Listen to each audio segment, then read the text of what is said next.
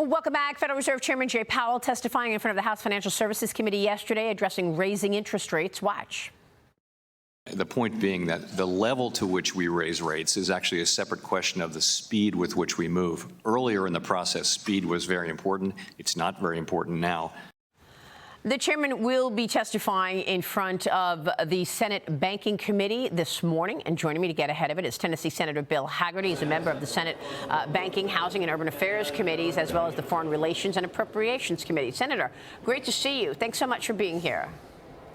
Good morning, Maria. So you'll have a chance to question Jay Powell today in the Senate. What are you expecting to probe, and can you preview the testimony for us?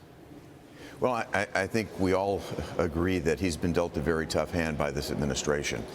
He's dealing with record-breaking inflation. Policies of the Biden administration, particularly with respect to energy, have driven inflation through the roof. So he's trying to address this. I'm going to be very interested to see how he's thinking about inflation, the pace of inflation, also unemployment and the labor force participation rate in the face of what we see as real stress in the banking system.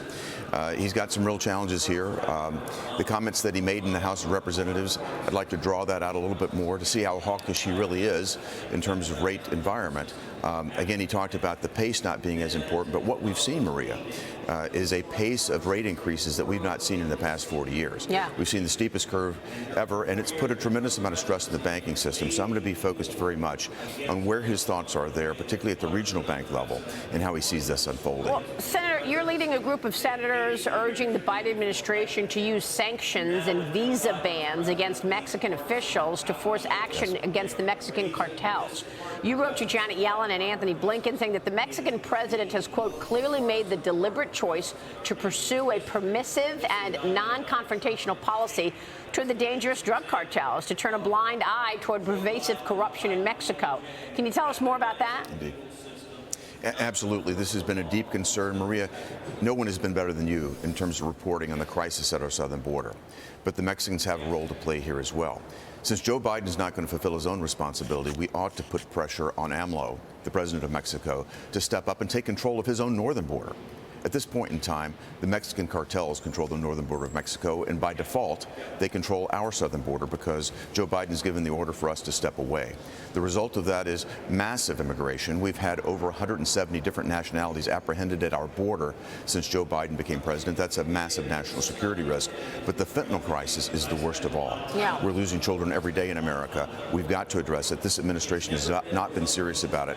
So we should use tools to put pressure on our border neighbor, Mexico, to get their officials to step up. President Trump was able to do that effectively dealing with AMLO. Yeah. We need to see the Biden administration step up and effectively address this through the Mexican government. Well, I'm with Daniel Garza this morning from the Libra Initiative, the president. And Daniel, I want you to jump in here. How much money are these drug cartels making? They've got drug smuggling and they've got human smuggling.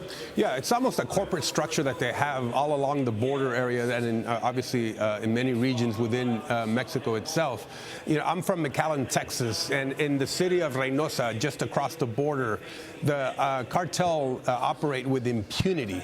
And AMLO's, López Obrador's current strategy of hugs, not bullets, is obviously worsening the situation because he's ignoring how much this problem is festering and has complicated the lives and security of everyday citizens. Now, AMLO is going to tell you that he doesn't have the resources. The Immigration Institute has run out of money. Their law enforcement is corrupt all the way to the top. So how will these sanctions, if you do impose them, even begin to turn the tide against the cartel in the border? Well, I can't disagree with you at all. In fact, these cartels are multi-billion-dollar entities. They're working in partnership with the Chinese Communist Party, by the way, in this drug industry that is, again, killing Americans. And every day we let this go on, they become stronger and stronger. I met with Mexican Foreign Minister Ebrard about this. He is losing control. He's losing control of their nation.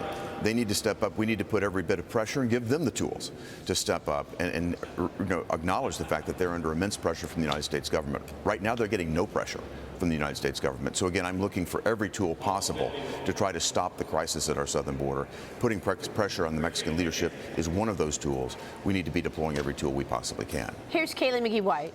Senator, we would be remiss if we didn't name one of the biggest culprits in the Biden administration's dereliction of duty on the southern border, Department of Homeland Security Secretary Alejandro Mayorkas. Now, there's been an effort by some Republicans to impeach Mayorkas.